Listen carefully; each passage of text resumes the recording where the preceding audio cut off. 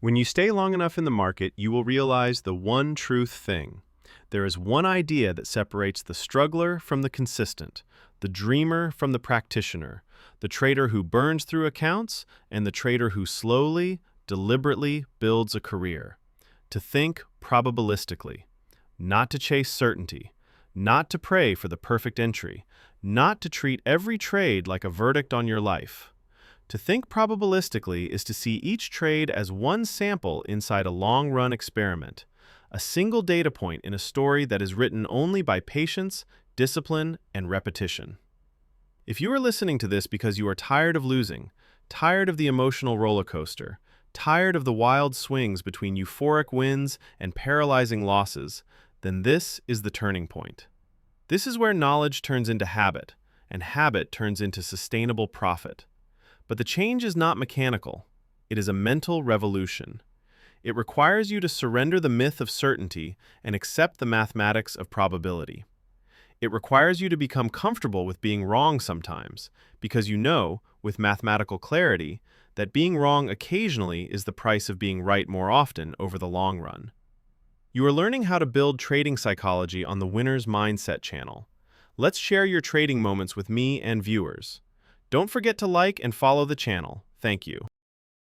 So let us begin, quietly and without hype.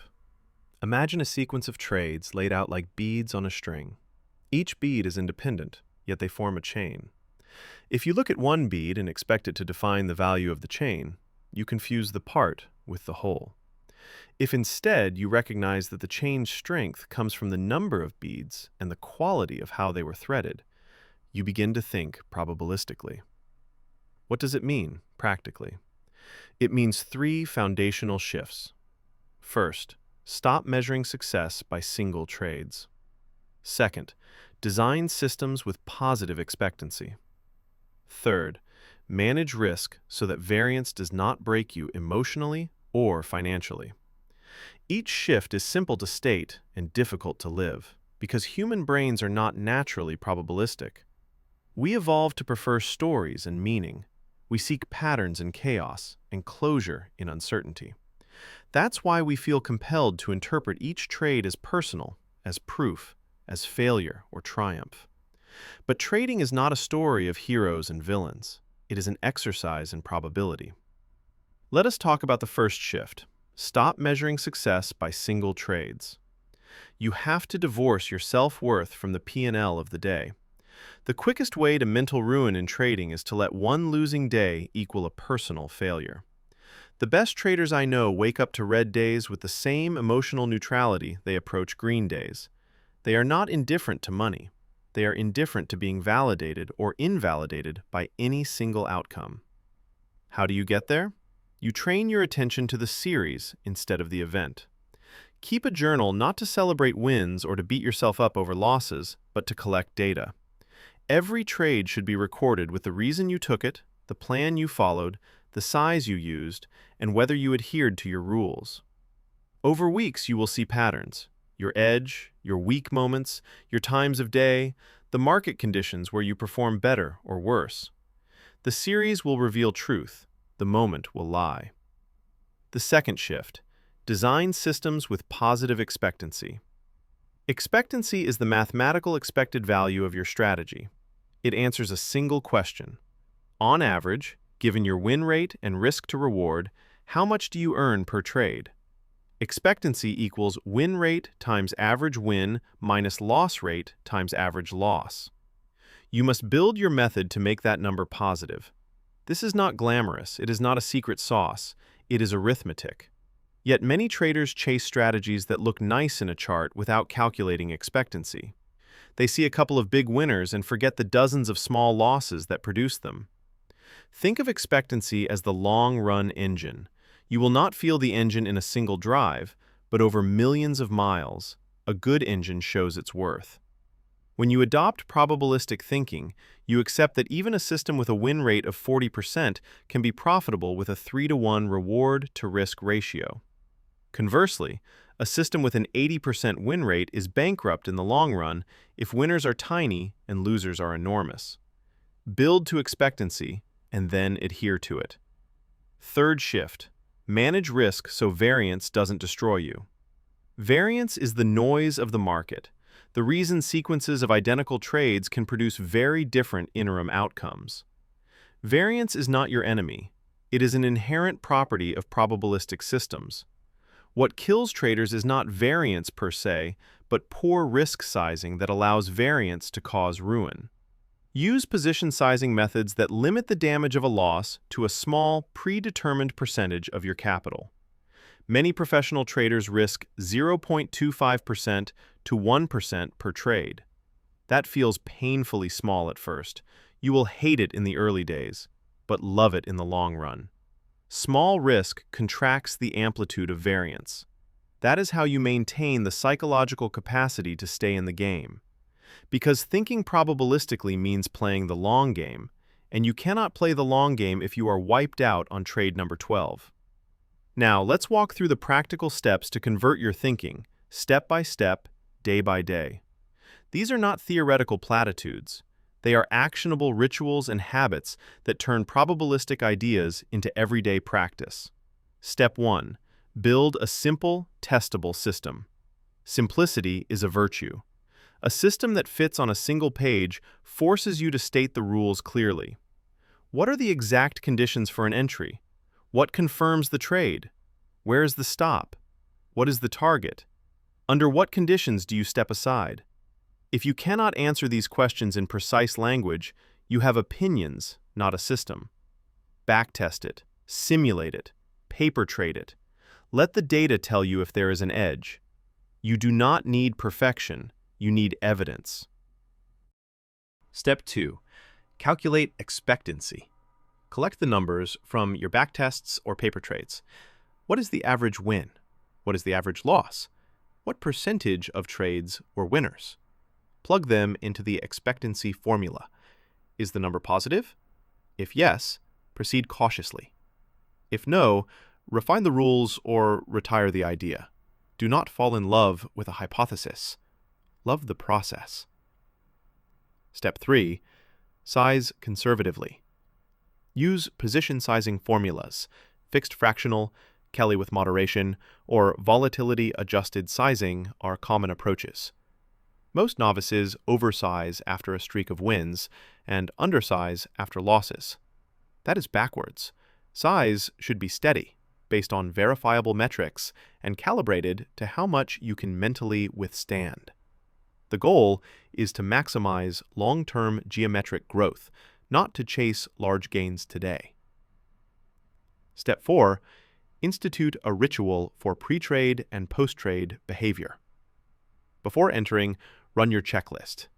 Setup criteria met, correlation and context, risk defined and accepted, mental state cleared. After the trade, regardless of outcome, record the result in your journal and document your emotional state. This habit creates a feedback loop where you learn from the series, not the moment. It also prevents you from making reactive decisions when emotionally charged. Step 5. Adopt a drawdown plan. Decide in advance how you react to drawdowns. A well-defined drawdown plan might include stepping back for a day if your account hits a certain percentage down, conducting a process review if a series of rule breaks occur, or reducing size while you analyze. The point is to have a pre-agreed procedure that prevents emotion-driven escalation. Step 6. Reframe your self-talk. The way you narrate your trading matters. Probabilistic thinkers use neutral, data-oriented language. Replace "I lost" with "that trade was a negative outcome under the model," or "the model produced a series of outcomes congruent with the expected variance." Language that frames outcomes as data reduces emotional volatility. You're not right or wrong because of a trade. You are executing a plan whose truth is revealed statistically. Step 7. Cultivate patience as a muscle. Patience in trading is not passive. It is active, surveillance, discipline, and the capacity to wait for favorable odds. Practice it outside the market. Meditate, cold exposure, breath work, or any discipline that stretches your tolerance for discomfort. Those practices generalize to trading. The capacity to sit in uncertainty with equanimity is the single most powerful trait probabilistic traders develop. Step 8. Treat each losing period as information. Do not hunt for miraculous cures when a system experiences a drawdown. Rather, ask diagnostic questions. Did I follow the rules? Has market structure changed? Are my timeframes misaligned? Is my sizing inappropriate? Usually, the answers are process-related, not magical. Use losses to adapt, but not to overreact. Step 9. Focus on process over outcomes. Reward yourself only for process adherence, not daily profits. If you followed your checklist and sized correctly, consider that a win, even if the P&L that day is negative. Over weeks and months, process wins compound into financial wins. Step 10. Build supportive environments and accountability. Probabilistic thinking often fails in isolation because emotional bias creeps in. Find a coach, a mentor, or a peer group that holds you to your process. External accountability bridges the gap between knowing and doing. Now, let me tell you a story. 2 stories, actually, to illuminate how probabilistic thinking becomes a turning point. The first is of Anna, a retail trader who came to me after blowing 2 accounts in 3 years. She read countless books, optimized countless indicators, and chased the latest hot setups. Her P&L looked like fireworks, spectacular bursts followed by complete evaporation. She was bright and motivated, yet emotionally fragile. When she attended a workshop and learned to calculate expectancy, she was surprised. Her favorite setup had a tiny edge, but because she sized her positions like a gambler, she was exposed to ruin. We worked through reducing size, simplifying the rules, and reframing outcomes as data. The first month of trading felt boring and frustrating. Her returns were modest. Her confidence wobbled. But she stuck to the process. Over 12 months, the variance smoothed. Her equity curve became a slow, steady climb. The turning point was neither a single win nor a parole of luck. It was the day she realized a losing month did not mean failure. She survived, and survival, in probabilistic systems, is the first condition for eventual compounding. The second story is of a professional prop trader I'll call Marcus. Marcus traded a statistically robust strategy in a range-bound market and over-optimized for a bullish breakout that rarely came. A 20-trade losing streak occurred because the market regime shifted. Marcus's account experienced significant drawdown. He could have destroyed his career by overreacting. He had the size and leverage to do so. Instead, because he already thought probabilistically, he performed the checklist. Did I deviate from the rules? No. Has the market regime changed? Yes. He then reduced size, ran controlled experiments, and patiently waited for evidence of a regime change back to his edge. He did not attempt to outguess the market or punish himself into action. Over months, as volatility subsided and his edge reasserted, his account recovered and eventually reached new highs. The turning point was his temperament, the courage to be small when conditions were hostile. That courage is probabilistic thinking made real. Consider how a probabilistic trader responds to a winning streak. Most gamblers scale up and lose what they've gained in one swoop. A probabilistic trader, however, uses winning streaks to test their sizing and process, like scientific calibration. They might maintain the same size, increase slightly only when variance metrics are favorable, or move a portion of gains to a reserve. They plan for reversion. They understand streaks are not validation of superiority. They are temporary clustering. This is not pessimism. It is risk-aware realism. On the other side, consider a string of losses. The gambler sees only confirmation of inadequacy. The probabilistic thinker sees either natural variance or a signal that the edge is deteriorating. The appropriate actions are diagnostic, not dramatic. Check execution quality. Check correlation with market conditions. Check for behavioral drift. Did fear or greed alter your entries? If everything is clean, accept variance. If something has changed, adapt the system and test small. But how do you endure the psychological pain of variance? How do you remain committed when the short-term P&L rubs against your identity? There are practical techniques beyond rational calculation. Technique 1. Exposure therapy. Gradually increase the time you permit yourself to sit through drawdown without acting. Start small. Accept a micro-sized trade that goes temporarily against you and consciously do nothing. Observe the emotional cascade without reacting. This practice trains your sympathetic nervous system to tolerate discomfort. Technique 2. Pre-commitment devices. These are physical or procedural constraints that prevent impulsive deviations. Examples include code-based order placement with predefined stop and limit orders, requiring a cosigner for any size increases beyond a threshold, or an automated daily loss stop that locks the platform for a cooling-off period. Pre-commitment turns willpower into structure. Technique 3. Process journals and metrics. Beyond standard trade logs, track process metrics. Percentage of trades executed exactly as planned. Average adherence to stop placement. The fraction of times you paused and ran a checklist before entry. Convert behavior into measurable KPIs. Celebrate improvement in those metrics irrespective of P&L.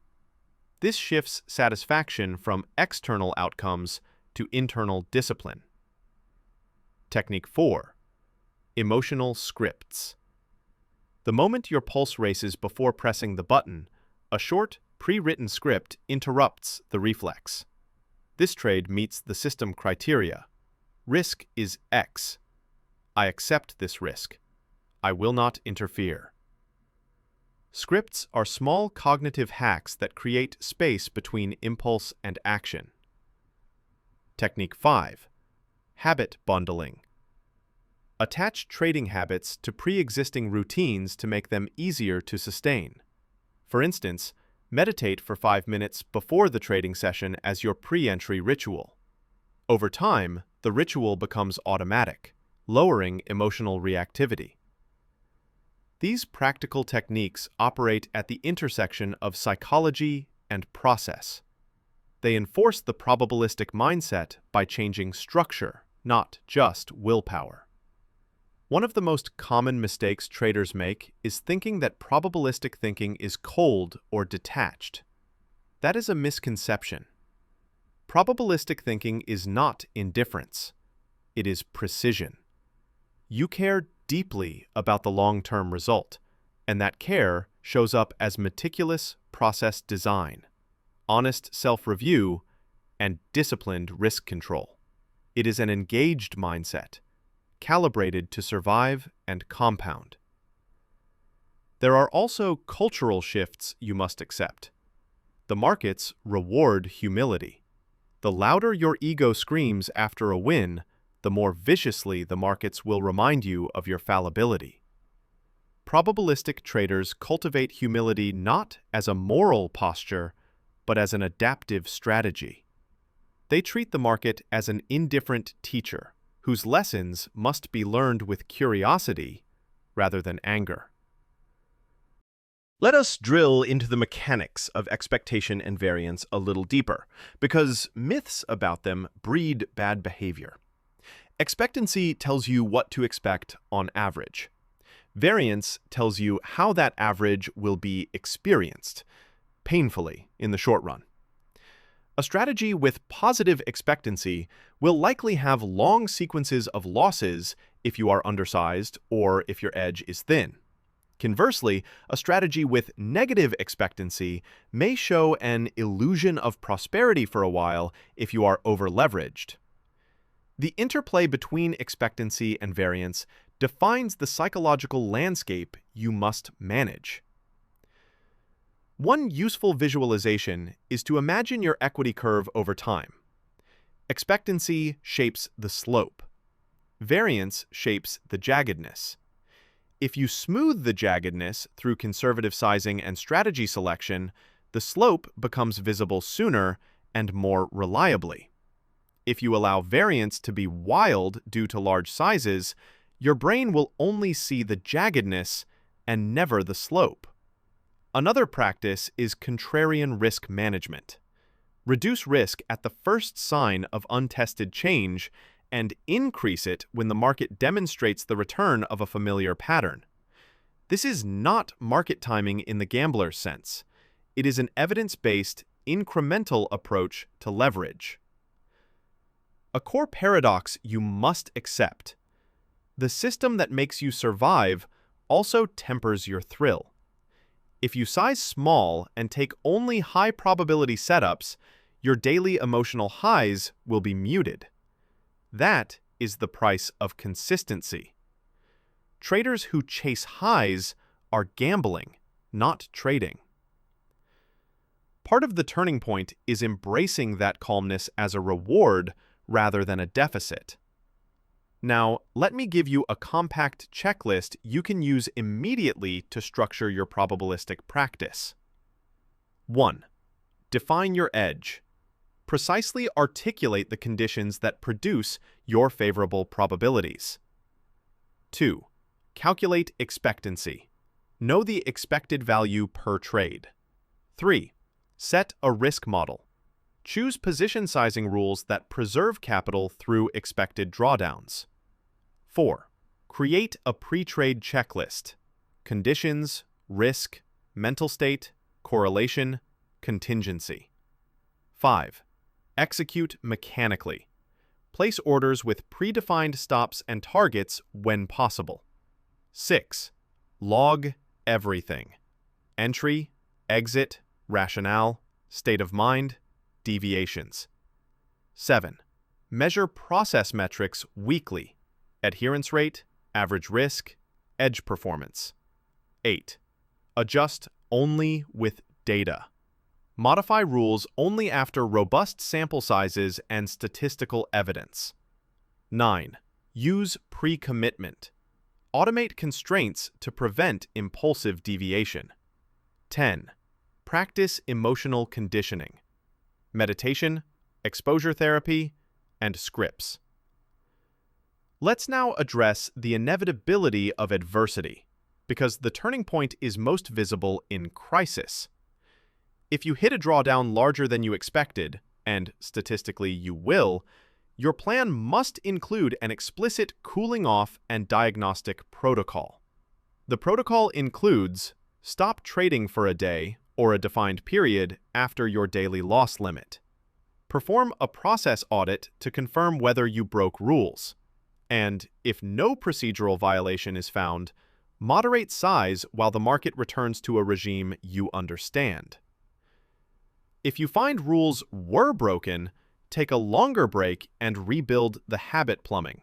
Rehearse the checklist, reduce trade frequency, and rebuild trust in your execution via micro-risk trades. Another distinction: probabilistic thinking is not passive complacency. On the contrary, it encourages continual learning. The market evolves, edges decay, and your task is to retest and adapt. But adapt with humility. Run experiments. Retire failing ideas quickly. Leverage small, controlled trials to validate improvements. Treat strategy development as a scientific method. Hypothesize, test, observe, iterate. Now, let us talk about the anatomy of a true turning point moment in a trader's life. It does not come with fanfare. It is not one magical day. It is a gradual accumulation of small, disciplined acts. But there are recognizably pivotal phases. Phase 1. The collapse. The trader endures a painful loss that strips away the illusion of invincibility. The noise falls away, and the mind becomes open. Phase 2. The humble investigation. The trader stops blaming the market and begins to ask precise questions about process. Did I follow my rules? Did I size correctly? Did I misinterpret the regime? This is the moment of curiosity. Phase 3. The reconstruction. The trader simplifies rules, reduces size, tests hypotheses, and practices patience. The initial days feel sterile. The emotional highs are absent. But crucially, compliance increases and variance decreases. Phase 4. The demonstration. Slow growth returns, not explosive, but compounding. The trader sees the slope of the equity curve rising. The trader's identity shifts from a person tested by outcomes to a person who produces outcomes by disciplined practice. The turning point is the passage from Phase 2 to Phase 3. That is, the decisive cognitive and behavioral transition. Most people get stuck in Phase 2 because it is painful. They prefer to tinker, to chase, to blame. The rare ones accept humility and do the slow, tedious work of reconstruction. I'll offer you some practical exercises to accelerate that transition. Exercise 1, the 100 trade rule. Commit to executing exactly 100 trades using a single, well-defined strategy, sticking to sizing and rules regardless of the interim result. Your only metric for the first 100 trades is adherence to process. Do not judge profitability until you reach the completion. This discipline forces you to experience variance in a container. For many traders, the revelation of the series is profound and accelerates belief. Exercise 2, the daily adherence score. Each day, score yourself 0 to 10 on process adherence. Over weeks, aim to improve the average score. Celebrate increasing the score even if daily P&L is negative. This shifts the reward system to behavior, which is under your control. Exercise 3, the drawdown simulator. Simulate a worst-case drawdown scenario for your current sizing and capital. Ask, how would I react? If the answer involves panic or changing the plan, size down until your emotional capacity matches the worst-case scenario. The objective is to align your risk with your actual psychological tolerances. Exercise 4, regime mapping. Document the market conditions in which your edge performs: trending, mean reverting, high volatility, low volatility, specific macro contexts. Only deploy full size when conditions match your edge. When the regime is uncertain, reduce size. This study converts ambiguity into a probabilistic filter. Exercise 5, pre-commitment code. If you use an execution platform that supports automation, write code that enforces stop placement and reduces trade size automatically if a daily loss is reached. If you do manual trading, use a co-trader or accountability partner to sign off on size increases beyond a preset maximum. In addition to exercises, there are psychological anchors you must establish. Begin each trading day with a short ritual that reminds you of the probabilistic frame. A 5-minute practice where you review your edge, your risk limits, a calming breath series, and a short affirmation. I trade systems, I do not trade emotions. I accept variance. These anchors prime the nervous system for disciplined action. One final, often overlooked aspect: the social environment. Trading culture can be intoxicatingly toxic. Social media thrives on sensational results and overstatement. Avoid comparing your raw equity curve to someone else's highlighted wins. Probabilistic thinking requires insulation from breathless narratives. Seek mentors who value process, join quiet peer groups focused on evidence, and minimize exposure to the loud, overconfident corners of the internet. At the end of this long listening, I want you to have a clear roadmap. If you commit to these ideas and practices, you will change the way you trade. You will not become invincible. You will not avoid every loss. You will, however, convert a chaotic sequence of events into a structured experiment, where your wins, cumulatively, outweigh your losses. Here is the 30-day starter plan to begin thinking probabilistically. Days 1 to 3, simplify. Choose one strategy, reduce variables. Write the rules on paper. Days 4 to 7, calculate expectancy from your backtest. If positive, proceed. If negative, refine. Days 8 to 12, size conservatively. Decide your risk per trade and daily loss limit. Program pre-commitments. Days 13 to 18, start executing. Keep a process journal. Record every emotional impulse. Days 19 to 24, implement adherence scoring and process metrics. Score daily. Days 25 to 30, perform a week-long diagnostic. Did you follow rules? What were stumbling blocks? Reduce friction points. If you are industrious, after 30 days, you will have a new baseline. You will also experience the humbling nature of variance. Remain patient. Keep the faith in data and process, not in hope. I close with a simple truth. Markets do not owe you certainty. Nature is stochastic. The only rational response is to design systems that prosper under uncertainty. Probabilistic thinking is not an intellectual luxury. It is the practical difference between torching capital and building a career. This is the turning point, when you move from hero's impulse to scientist's discipline, when you measure the series, not the single, when you build systems that are honest about their limits and honest about their advantages, when you accept variance as a partner rather than an enemy, you reclaim the only thing that matters in trading: time. Give your edge time, and the mathematics will do the rest. Stand up to the noise. Simplify. Size down. Commit to process. Rehearse patience. Celebrate adherence. Learn from the series. Over months and years, the quiet compounding of disciplined probabilistic trades will produce the kind of returns that feel boring in the moment, but transform your life in the aggregate.